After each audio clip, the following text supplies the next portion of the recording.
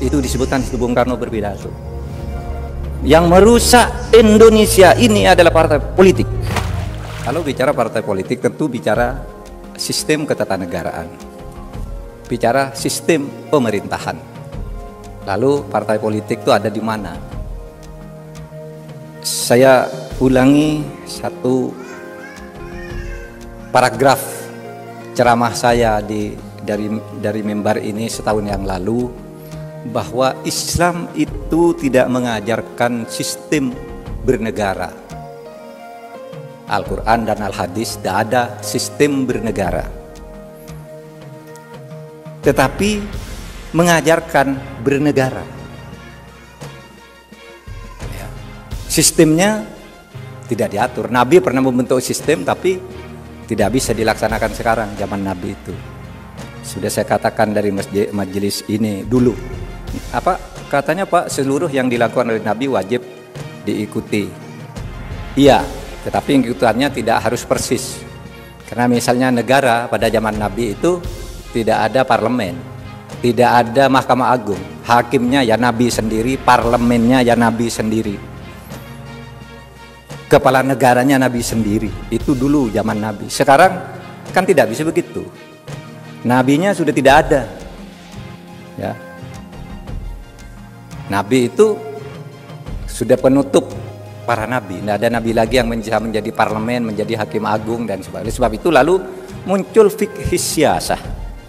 Fikih siyasah itu bagaimana caranya menerjemahkan kehidupan bernegara sesudah Nabi. Maka hasilnya bermacam-macam. Karena bagi Islam itu tidak penting, tidak ada satu harusan bentuk dan sistemnya. Apakah monarki atau demokrasi tidak ada menurut Islam. Sistem pemerintahnya parlementer apa presidensial tidak ada juga di dalam Islam yang asli.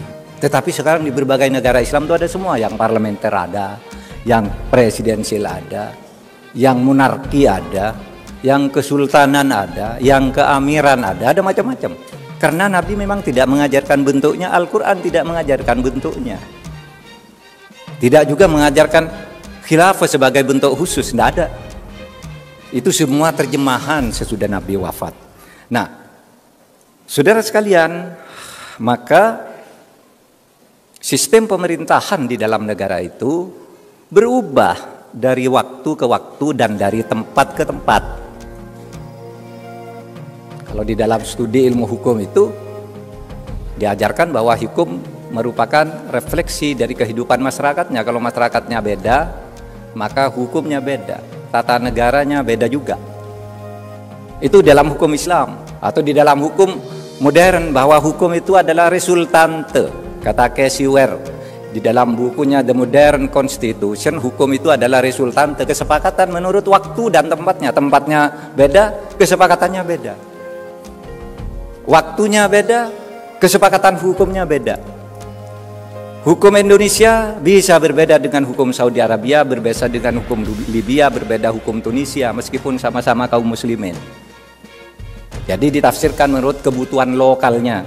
Hukum tahun 45 berbeda dengan tahun 1200. Karena waktunya berbeda.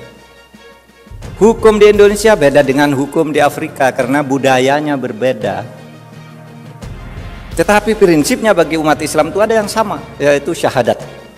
Syahadatain, asyhadu an la ilaha illallah wa asyhadu anna Muhammadar Rasulullah. Lalu ada rukun Islam, rukun iman. Itu sama. Nah, terjemahannya dalam bentuk sistem ketatanegaraan berbeda. Nah, oleh sebab itu, saudara, maka dalam hal ini saya akan masuk ke masalah pokoknya. Itu tadi sebagai pengantarnya. Saudara, di dalam perkembangan sejarah Islam, penentuan hukum sesudah Nabi wafat itu bermacam-macam. Karena dulu Nabi kalau ada apa-apa ya Nabi buat hukum sendiri. Ada orang bersalah, Nabi sendiri yang menghukum.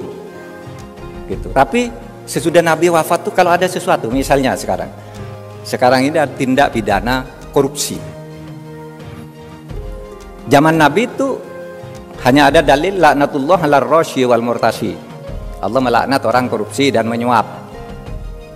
Gitu. Orang yang melakukan korupsi tidak laknat. Tapi apa hukumannya? Tidak ada. Kalau mencuri ada waktu itu. As-sariqu was-sariqatu faqta'u. Kalau mencuri,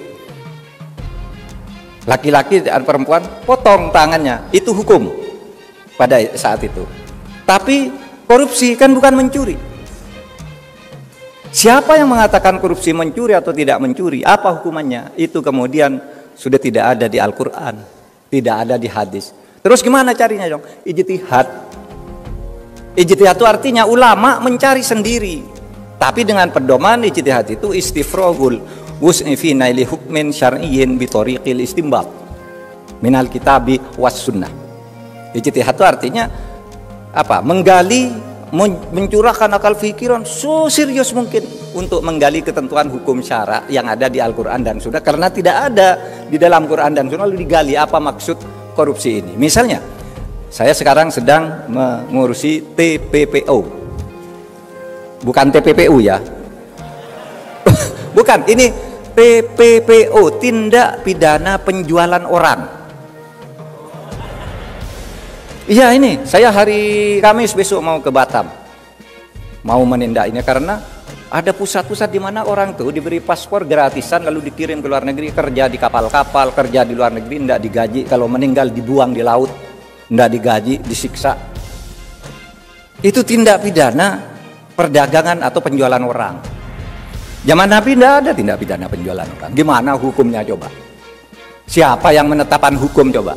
Sekarang kalau ada TPPO, ada korupsi, ada pelanggaran lintas batas wilayah. Zaman Nabi dulu orang bisa melanggar lintas batas wilayah lalu kuasa atas daerah itu menjadi daerah baru bagi negara.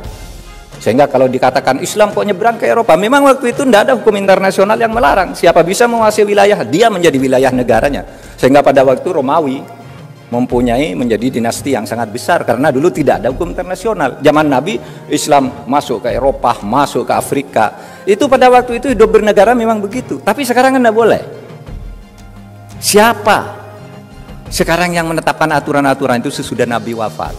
Nah, disitulah kemudian di berbagai negara macam-macam. Ada yang dikeluarkan dalam bentuk dekret raja. Raja mengeluarkan keputusan, harus ikut. Tapi ada di beberapa negara Darul Ifta namanya, yaitu majelis atau dewan fatwa. Jadi kalau ada masalah, ini penasihat raja yang diberi tugas membuat fatwa diberikan ke raja-raja lalu mengumumkan kalau raja setuju. Maka seperti di Mesir itu, saudara, kalau menyangkut hukum fikih itu yang memberi fatwa itu Universitas Al-Azhar, Grand Sheikh. Oh, ini ada pencucian orang, gini hukumnya. Nah, kalau di Indonesia ini yang menetapkan parlemen bersama pemerintah, karena tidak ada nabi di sini. Di Indonesia parlemen menetapkan, ada fatwa, tidak ada fatwa majelis ulama, tapi fatwa majelis ulama itu sama sekali tidak mengikat. Fatwa Mahkamah Agung saja tidak mengikat, saudara. Apalagi majelis ulama yang bukan lembaga negara. Oleh sebab itu fatwa itu bisa berbeda-beda. Fatwanya Muhammadiyah dan fatwanya NU tentang Natalan bisa beda. Pondok pesantren bisa beda lagi karena fatwa itu sekali lagi tidak mengikat. Sehingga pada zaman Nabi itu ketika orang saling memberi fatwa itu saling tudik. Pak Arijito, gimana menurut pendapatmu, fatwamu gitu? Pak Arijito tidak mau, Pak, saya tidak mampu itu, kasih ke Pak Mahfud aja. Pak Mahfud, saya tidak mau, kasih ke Pak Muntasir, tidak mau, kasih ke, terus berkeliling sampai ke Pak Arijito lagi. Karena memberi fatwa itu tidak mengikat dan bisa didebat oleh orang lain. Beda dengan hukum. Hukum itu ditetapkan secara resmi dan mengikat. Nah, maka tadi ada dekret raja. Di Saudi Arabia itu dekret Malik, raja. Bisa di Brunei juga kan sama. Apa saudara pernah di situ ada sidang parlemen berdebat gitu? Nggak ada, langsung aja Sultan bilang gini. Apa itu sah? Sah. Itu bagian dari produk ijtihad, tetapi juga yang di sini sah bagian dari produk ijtihad. Nah, saudara sekalian, dengan demikian, saudara, parpol itu adalah produk ijtihad yang sah di bidang ketatanegaraan. Kenapa sah? Karena dulu ketika Indonesia mau didirikan itu terjadi perdebatan. Apa yang mau kita dirikan ini apa?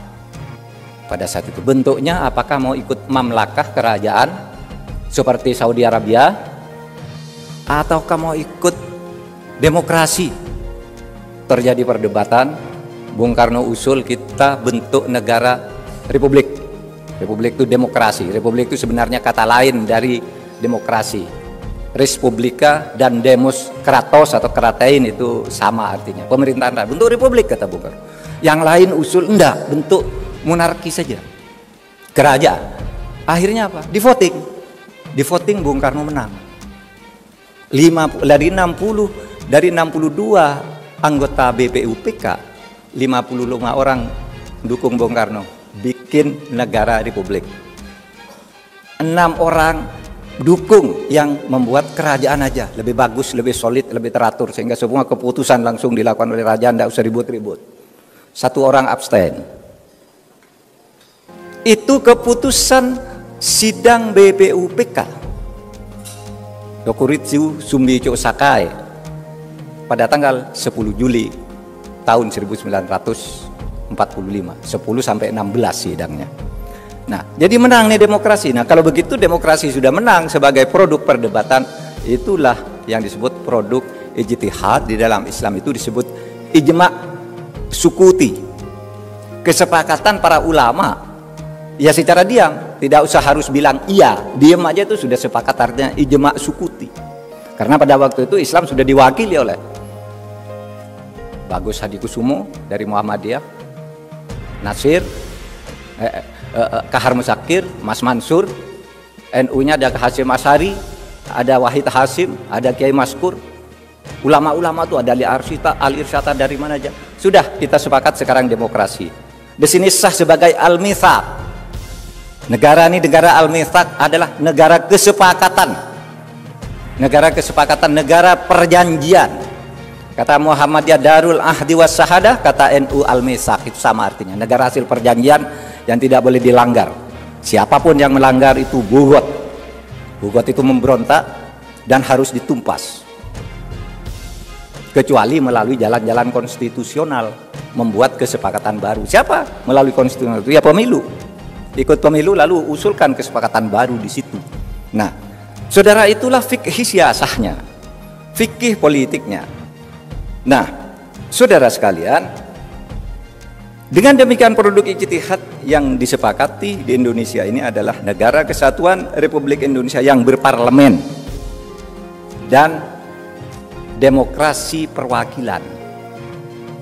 Disitulah kemudian muncul harus ada parpol, partai politik. Nah, kalau diurut fikih siasahnya seperti itu. Nah, sekarang oleh sebab itu sejak Indonesia merdeka lalu apa? Karena ini negara demokrasi harus ada pemilu.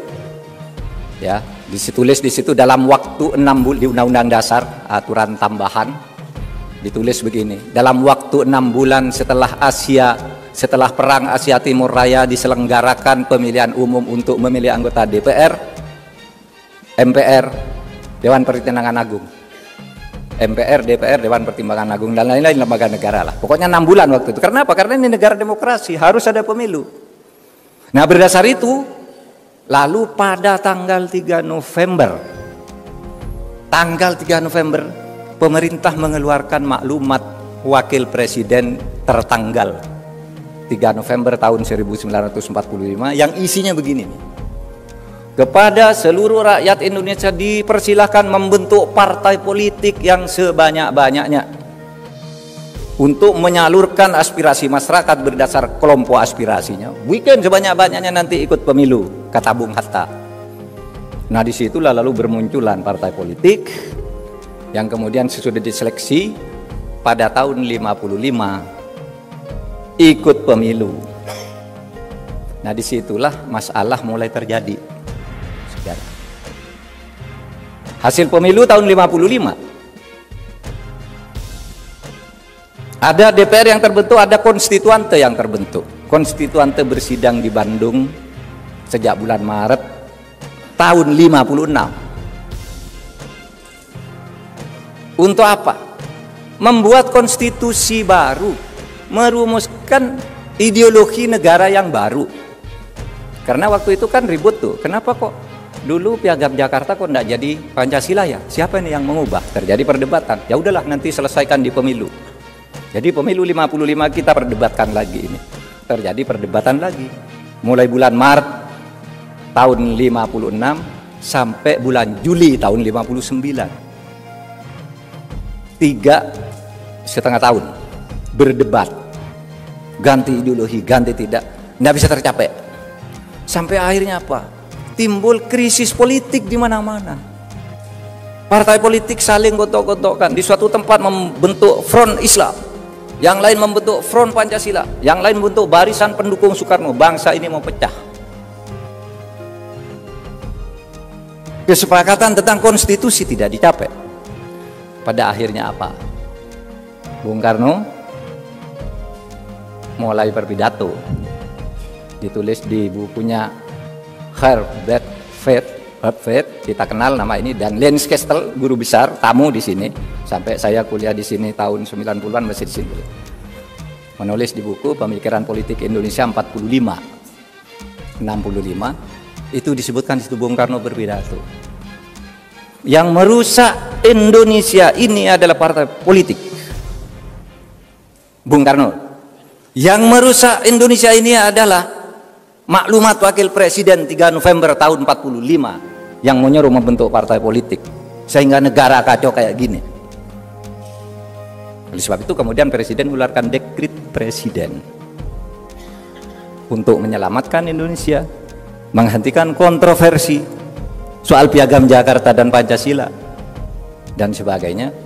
Maka Bung Karno menyatakan membubarkan konstituante, membentuk MPRS, DPRS dan DPAS, dan kembali ke Undang-Undang Dasar 1945.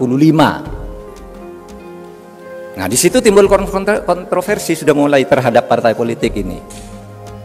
Saudara, waktu itu kita agak marah kali ya. Waktu membaca sejarah itu, kok begitu ya Bung Karno ini? Partai politik hasil pemilu dibubarkan. Yang berhak memberlakukan undang-undang dasar bukan presiden, itu seharusnya konstituante. Lalu ditulis di sejarah ketatanegaraan kita, Bung Karno melanggar konstitusi sehingga dijatuhkan pada tahun 66. Tapi saudara, kalau saudara lihat kehidupan partai politik sekarang ini, rasanya Bung Karno benar. Partai politik suka ngaco itu. Ya kan, itu yang dilakukan oleh Bung Karno. Lalu kalau enggak, negara ini pecah. Dulu kita maki-maki Bung Karno setiap penatanan P4, demokrasi terpimpin ini salah. Lalu sesudah saya jadi menteri ini tahu, oh iya ya, Bung Karno ini enggak salah. Kalau dibiarin kayak gini, enggak dilawan, enggak ditreatment dengan tegas, negara ini bisa hancur, saudara. Kalau zaman Bung Karno dulu kehancurannya mungkin pertentangan ideologi. Sekarang bisa karena persoalan korupsi dan ketidakadilan. Nah, itulah sebabnya saya katakan, saudara sekalian, jadi kita ini, saudara sekalian, mempunyai negara demokrasi di mana partai politik itu merupakan salah satu instrumen penting. Itulah sebabnya zaman Pak Harto itu partai politik yang zaman Bung Karno yang ikut banyak sekali sampai perorangan ikut ini ikut. Zaman Pak Harto dijadikan 10 aja yang boleh ikut. Pemilu pertama tahun 71, saudara yang sudah ada di tahun 71 ingat ada 10 partai politik. Tapi tahun 73 oleh Pak Harto disederhanakan, 3 aja biar enggak ribut-ribut. Ternyata lalu kemudian 3 partai ini dikooptasi oleh kekuatan politik Orde Baru, sehingga di situ terjadi KKN, korupsi, kolusi, dan nepotisme yang akumulatif. Apa akhirnya? Pak Harto dijatuhkan juga, tidak ikut ketentuan Undang-Undang Dasar. Demokrasi zaman Pak Harto itu demokrasi formal berjalan, setiap 5 tahun ada pemilu. Pemilunya ya direkayasa, tidak pakai survei, saudara, udah pemenangnya udah tahu. Ya. Kalau sekarang ini kan asik nih, asik saudara, jangan salahkan situasi sekarang ini, survei. Besok yang akan menang Anies, besok yang akan menang Ganjar, besok yang akan menang Prabowo. Enggak apa-apa. Survei dulu enggak boleh. Besok yang akan menang harus Pak Harto, harus Golkar kalau dulu. Udah diatur semua partainya. Makanya dulu ada ABG. ABRI, birokrasi, Golkar. Itu yang menentukan pemenang. Saya kemarin cerita di PDIP. Begini, saya bilang, itu ada kejadian lucu tuh.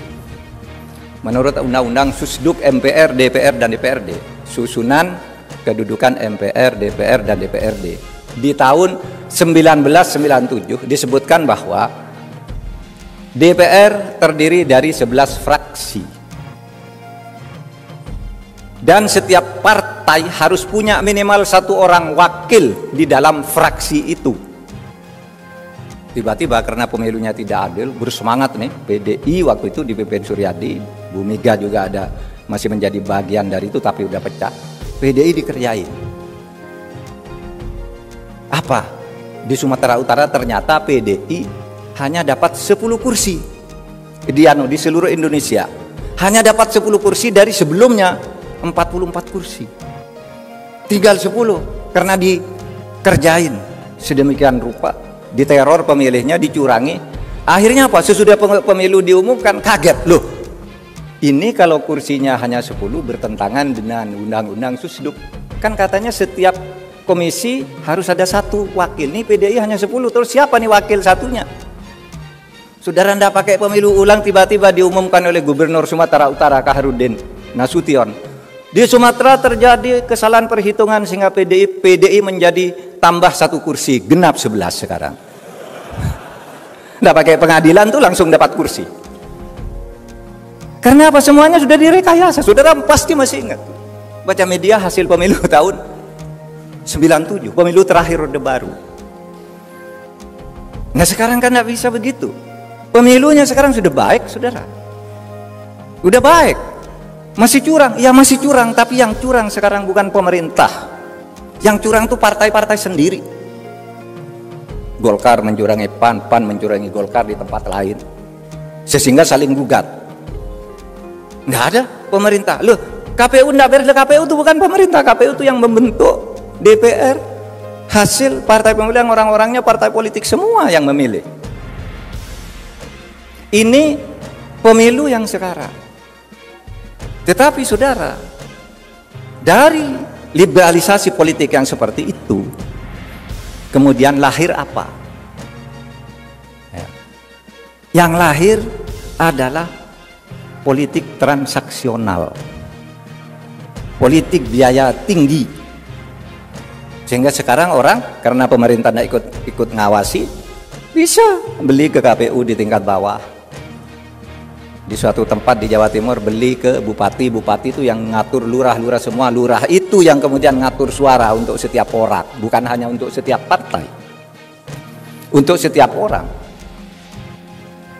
Sehingga misalnya orang Papua bisa aja kalau dengan lurah, kenal dengan lurah itu menjadi wakil dari Jawa Timur karena suaranya bisa diatur. Sekarang, nah ini pilihan politik kita ini sudah benar apa tidak? Ini persoalannya. Kalau mau membongkar pembongkaran partai politik, gimana nih cara membongkarnya? Apa ngubah sistem pemilunya? Atau apa? Sehingga sekarang ini, saya kemarin bicara kok susah ya mengajukan aspirasi-aspirasi yang baik bagi pembangunan hukum, tetapi selalu gagal di DPR.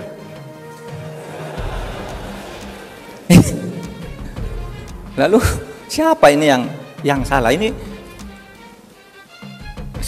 zaman Bung Karno tuh undang-undang, wah hebat loh, banyak lahir. Setiap ada aspirasi rakyat, undang-undang itu dibuat undang-undang. Zaman Pak Harto juga lumayan.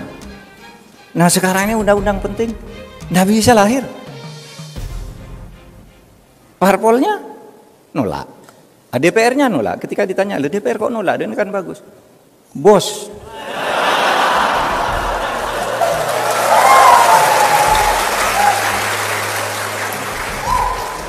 Enggak, ini kuliah, ini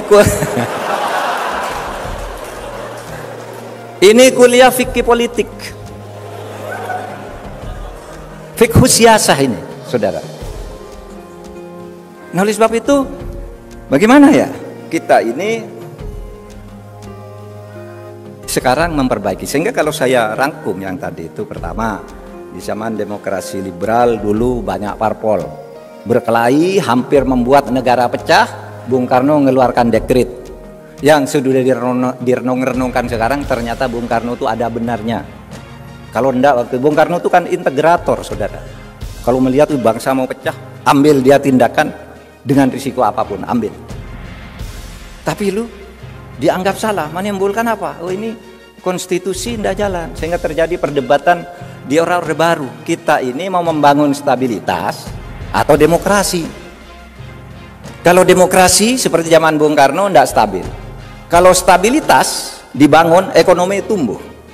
Lalu dikatakan untuk sementara milih pertumbuhan ekonomi, demokrasi dikecilkan dulu. Itu resmi keputusan Seminar Angkatan Darat di Bandung tahun 1966, saudara. Nah, itu masalahnya.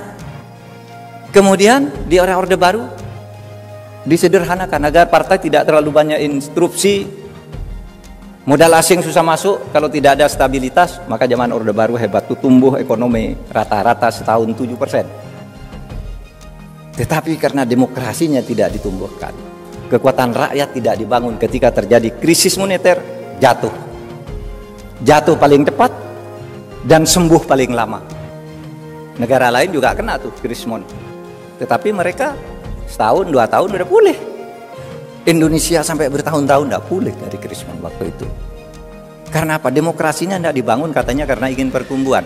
Nah, sekarang kita lalu melakukan reformasi, buka lagi demokrasi, lalu muncul demokrasi transaksional.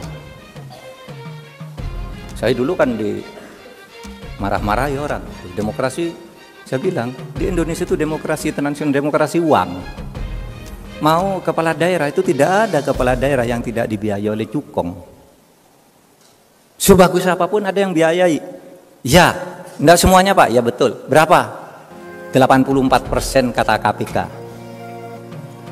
KPK itu menyatakan resmi, hasil temuan KPK 84% kepala daerah di Indonesia dipilih melalui cukong. Apa kemudian kalau orang kepala daerah nggak dipilih melalui cukong, sesudah jadi dia minta konsesi ini, izin ini jangan dikeluarkan, perusahaan saya ikut tender ini harus menang, dan seterusnya. Akibatnya apa?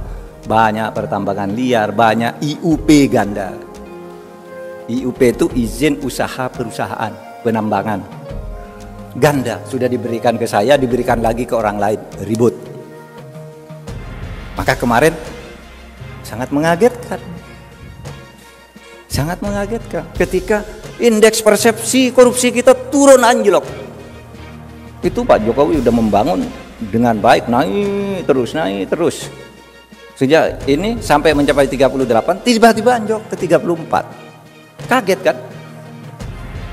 Waktu peringatan 1 abad NU di Sidoarjo itu, saya sebenarnya punya tugas melepas lomba gerak jalan warga Nahdien, tapi Pak Jokowi ngajak pulang ke Jakarta, ikut satu pesawat. Saya tidak jadi ikut acara NU lanjutannya, bicara tentang indeks persepsi korupsi, apa yang terjadi. Saya bilang, Pak, masalahnya ada di berbagai sektor. Dari mana Pak Mahfud tahu? Tahu karena saya ngundang Transparansi Internasional ke rumah saya, ngundang Litbang Kompas ke rumah saya, ngundang partnership yang selama ini bergerak menilai tentang korupsi. Kesimpulannya apa Pak? Kesimpulannya itu, korupsi itu ada di birokrasi, terutama perpajakan dan bea cukai. Clear itu kesimpulan Transparansi Internasional. Nah, di situ Pak Jokowi sudah agak agak takjub, agak heran itu diperbacakan. Kok enggak sembuh-sembuh? Nah, kemudian ada di mana? Korupsi itu ada di DPR.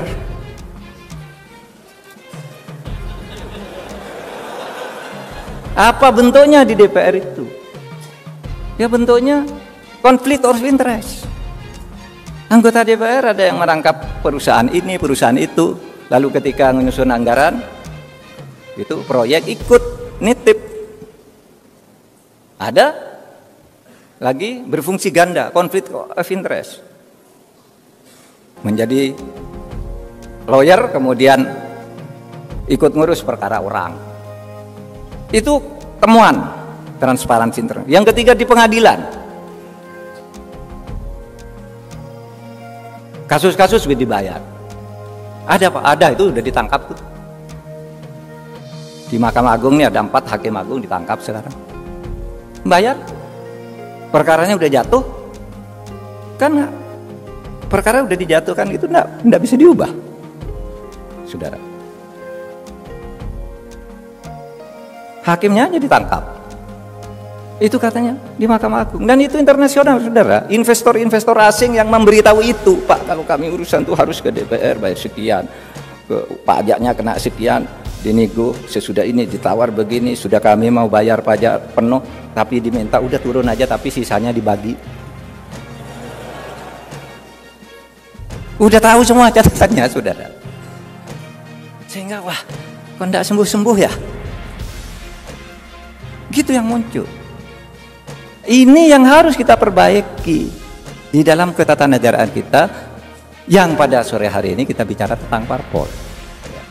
Nah, saudara sekalian, kalau kita teliti lebih lanjut, reformasi di awal periode era reformasi itu kan kehidupan partai politik itu bagus banget.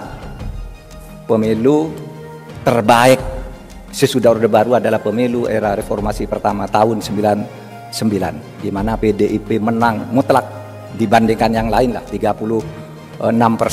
Yang lain dibagi ke sekian banyak partai, tapi 36% diambil PDI sendiri. Karena demokrasinya waktu itu bebas. PDI banyak pendukungnya, menang. PDIP dipimpin Bu Megawati menang. Dan saudara coba lihat, pemilu yang baik, hasil pemilu tahun 99 sampai 2004 tidak ada korupsi, bagus, DPR-nya bagus, produknya bagus-bagus, lahir undang-undang KPK, undang-undang MK, undang-undang Komisi Yudisial, korupsi tidak ada. Saya pernah jadi Menteri Pertahanan, tidak ada kasus korupsi saat itu. Zaman Habibie tidak ada korupsi baru, takut semua.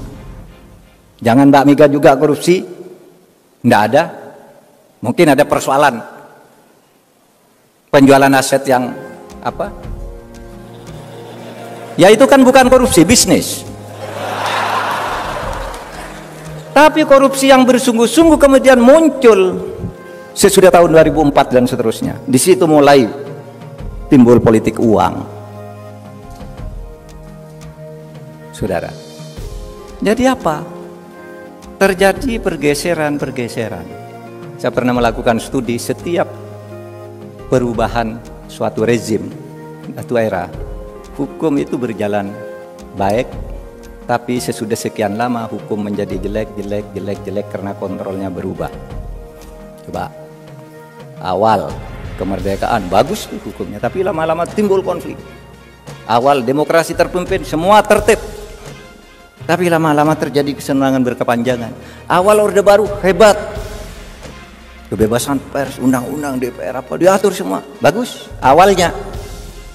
Minimal tahun 66 sampai tahun 69 bagus, mulai pemilu 71 mulai jelek. Era reformasi juga bagus banget, tapi lama-lama terjadi degradasi. Nah ini yang harus kita perbaiki, saudara. Sehingga dengan demikian apa yang ingin saya katakan pada menit-menit terakhir ini, saya ingin menyampaikan hal-hal sebagai berikut. Saudara, parpol itu adalah instrumen konstitusi untuk menjaga negara. Oleh sebab itu partai politik harus diperbaiki tata kelolanya dan proses rekrutmen politisinya. Banyak orang mengatakan sekarang di medsos, bubarkan DPR, bubarkan parpol. Saudara, itu adalah pilihan yang sangat jelek. saya ingin tegaskan, daripada tidak ada DPR, daripada tidak ada parpol, lebih baik kita hidup bernegara ini mempunyai DPR dan mempunyai parpol meskipun jelek. Iya, begini saudara, kalau negara berubah ke monarki, potensi kesewenang-wenangan di dalam negara apapun, kalau monarki itu potensi kesewenang-wenangannya besar, sementara masyarakat tidak punya peluang untuk mengontrol. Di dalam sejarah kebangunan khilafah Islam, itu pelanggaran dan kesewenang-wenangan luar biasa banyak terjadi. Pembunuhan terhadap ulama-ulama itu terjadi di khilafah Islam karena beda pandangan politik, memberi fatwa yang berbeda. Imam Hambali yang kita ikuti ajaran fikihnya sampai sekarang di penjara, dianiaya karena beda pendapat dengan khalifah. Dan tidak ada yang berani ngontrol. Tetapi coba kalau demokrasi meskipun partainya jelek, bisa dia punya pulang konstitusi mengatakan partai gitu, dalam situasi tertentu partai meskipun jelek ini bisa dipakai untuk memperbaiki negara. DPR harus ada untuk menyelesaikan masalah. Oleh sebab itu jangan berpikir dalam situasi sekarang udahlah berubah negara kita jangan menjadi demokrasi, tidak boleh. Harus tetap demokrasi. Pilihannya partai dan DPR harus diperbaiki bersama-sama, saudara. Ya. Nah, yang kedua, partai politik dalam ide kita itu dibangun untuk salah satunya adalah rekrutmen kepemimpinan bangsa. Oleh sebab itu partai politik itu harus ada, tetapi harus bersaing untuk memilih pemimpin yang benar, memilih wakil rakyat yang benar. Itu. Jadi partai politik itu bukan untuk saling meniadakan, saling membutuhkan, saling membunuh. Saya calonkan ini, kalau ini kalah lalu pecah. Nggak boleh. Yang menangnya harus diterima sebagai produk persaingan yang fair. Di dalam kita bernegara. Jadi bukan saling memfitnah, saling membantai. Ya udahlah, sayang kalau memang pilihanmu yang menang dipilih oleh rakyat, kita akui bersama. Anda mau bergabung boleh, beroposisi juga boleh, tapi oposisi itu ada batas-batas konstitusionalnya juga. Yang penting partai sehat, parlemen sehat, saudara. Dan yang terakhir, saudara, tidak ada partai politik itu yang jelek benar, tidak ada partai politik itu yang baik benar. Di partai apapun ada orang baiknya, tapi di partai apapun juga ada koruptornya. Oleh sebab itu, ini yang harus diperbaiki. Dan bagi kaum muslimin, ya, karena partai politik itu sama fungsinya adalah untuk memperbaiki, dan tidak ada kebaikan mutlak di satu partai, tidak ada kejelekan mutlak di satu partai, maka kita ini umat Islam itu boleh memilih partai apa saja, asal niatnya ingin memperbaiki negara. Saudara, milih PDIP tidak haram, milih Golkar tidak wajib, milih PAN tidak sunnah juga. Pilih sesukamu, tetapi kemudian bertemulah di dalam apa yang disebut kalimatun sawa. Kalimatun sawa itu apa? Visi yang sama. Partai apapun ingin negara ini baik. Nah, di situ kita ketemu, meskipun kamu masuk Demokrat, masuk PDI, masuk apa, enggak apa-apa, tapi kita punya visi yang sama dengan cara dan pintu yang berbeda.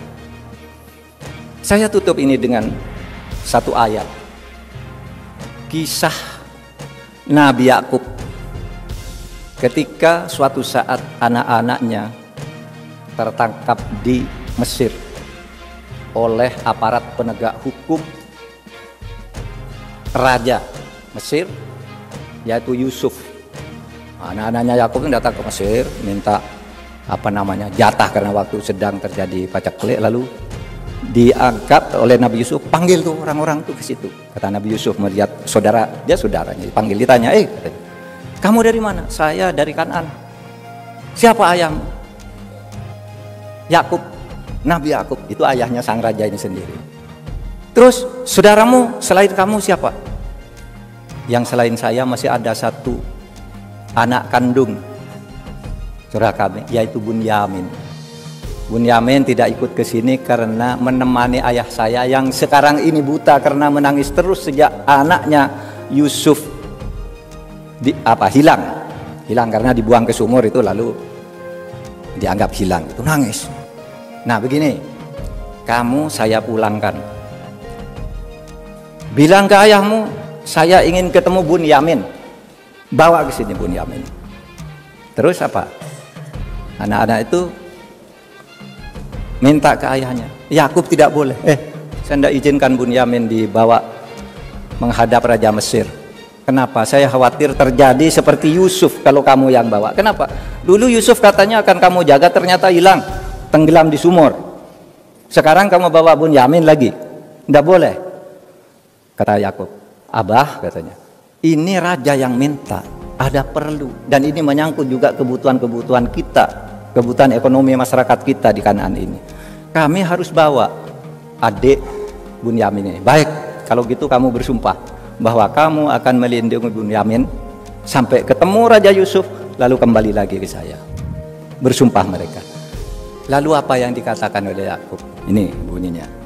Wa qala ya bunayya ya baniya la tadkhulu min babin wahidin wadkhulu min abwabin mutafarriqah. Hai anak-anakku, kalau kamu mau masuk ke istana, kamu harus masuk dari pintu yang berbeda. Jangan masuk di satu pintu, pas ketemu pas pampres yang galak kamu diusir habis. Gitu kan? Pintu di istana itu kan banyak, lewat sini, lewat sini, lewat sini. Mungkin yang sini pampresnya galak, yang di sana mungkin baik hati, kamu diajak masuk ke istana. Maksud saya, kamu boleh lewat PDI, lewat Golkar, lewat Demokrat, lewat apa saja. Nanti kalau sudah masuk ke pusat kekuasaan, bangunlah kesejahteraan sesuai dengan perintah Allah bersama-sama. Panggil saudara-saudaramu yang belum bisa masuk itu untuk membangun bersama. Sehingga saudara jangan bermusuhan karena partai, karena beda calon presiden, apa enggak usah bermusuhan, pilih ya pilih. Tapi enggak usah bermusuhan, kita masuk lalu di sinilah bawa pesan-pesan keislaman kita untuk membangun masyarakat di mana negara ini akan menjadi baldatun thayyibatun wa rabbun ghafur. Nah, kalau gitu hidup bernegara tuh enak. Nggak usah bermusuhan. Kamu tidak Islam, kamu suku ini, nggak ada. Di dalam Islam itu tidak boleh perbedaan agama lalu menyebabkan kita memusuhi orang lain. Karena bagi Islam sudah jelas. Bagiku agamaku, lakum dinukum, agamamu agamamu. Waliyadin, agama saya. Itu yang apa? Itu yang urusan ubudiyah ilahiyah. Yang urusan ibadah kayak gini itu agama saya yang mau ke gereja sana, lakum dinukum waliyadin. Tetapi di dalam hal-hal membangun negara ada yang di luar lakum dinukum waliyadin ini, yaitu muamalah. Nah, di dalam muamalah ini kita ketemu kalimatun sawa. Dalam Al-Quran itu katanya, Qul ta'alau ila kalimatin sawain bainana wa bainakum. Ayo kita bertemu di dalam kalimat yang sama. Apa kalimat yang sama? Lakukan pemilu dengan jurdil dan luber. Nah, itu agama apa saja sama. Tingkatkan pertumbuhan ekonomi. Agama apa saja sama. Pilih pemimpin yang benar dan jujur. Agama apa saja sama. Suku apa saja sama. Itulah yang disebut kalimatun sawa. Nah, soal-soal akidah, uluhiyah, ya silakan. Nabi sendiri itu ketika mendirikan negara Madinah itu apa yang dikatakan di piagam Madinah itu? Ya, hadza kitab min Muhammadin sallallahu alaihi wasallam bainal mu'minin wal muslimin wal wa Yasrib wa Quraisy. Wa man tabi'ahum falahiqa bihim wa jahada ma'hum. Tuh. Saya mendirikan dengan ini proklamasi, dengan ini saya mendirikan negara Madinah sebagai perubahan ini antara orang mukmin, orang muslim, Yasrib, Quraisy yang tidak Islam dan seluruh kuwanya itu menyatakan kemerdekaan bersama mendirikan negara Madinah. Sama kan dengan proklamasi kemerdekaan kan? Sama itu proklamasi kemerdekaan kita tuh dari piagam Madinah sudah. Falahiqa bihim wa jahada ma'hum. Dan banyak di antara kita ini yang kadangkala terlalu ekstrim, menganggap Madinah itu negara Islam sendiri. Enggak, saudara. Di situ Piagam Madinah itu 47 pasal, yang 24 itu berisi perlindungan terhadap perbedaan-perbedaan agama dan suku. Yang 23 pasal baru berisi ketatanegaraan, pemerintahan bersama. Sampai ada yang tidak tahu ya, Pak, bahwa ketika Nabi Muhammad itu perang Uhud, ada seorang namanya Muhairik, itu orang Yahudi, ikut berperang bersama Nabi. Kenapa kamu berperang? Ini kan negara Islam. Bukan, saya membela negara Madinah yang dipimpin oleh Muhammad. Apakah kamu mau masuk Islam? Tidak, kata Muhairik, saya orang Yahudi, tapi saya cinta kepada Madinah sebagai wapani, tanah airku. Saya cintai ini. Saya cinta kepada Muhammad karena dia pemimpin yang adil. Sehingga meskipun saya orang Yahudi, saya akan ikut perang bersama Nabi. Dan ingat, kalau saya mati kelak, seluruh harta bendaku diserahkan ke Nabi untuk perjuangan negara Madinah. Saya tetap minta dikuburkan dengan cara Yahudi. Coba, Muhairik. Dan betul dia meninggal ketika Nabi diserang berbagai panah. Banyak sahabat yang menjadikan dirinya sebagai tameng. Dan Muhairik yang Yahudi ini adalah satu yang menyertakan dirinya sebagai tameng panah sehingga dia meninggal. Ditanya lagi, kamu sudah mau meninggal di dalam perang Uhud yang suci ini, apakah kamu sekarang mau masuk Islam? Dia bilang tidak. Sehingga kata Nabi, kembalikan dia ke keluarganya dan kuburkan baik-baik, urusan pahalanya biar dengan Allah. Jadi saudara, kita ini jangan terlalu ekstrim, seakan-akan kita ini besar, harus dominasi. Enggak, kita harus hidup bersama. Itulah yang disebut inklusivisme, itulah yang disebut kosmopolitanisme, kesewargaan di dalam membangun negara ini secara bersama-sama. Saudara, saya sudah lewat 10 menit dari waktu yang ditentukan. Minta maaf. Assalamualaikum.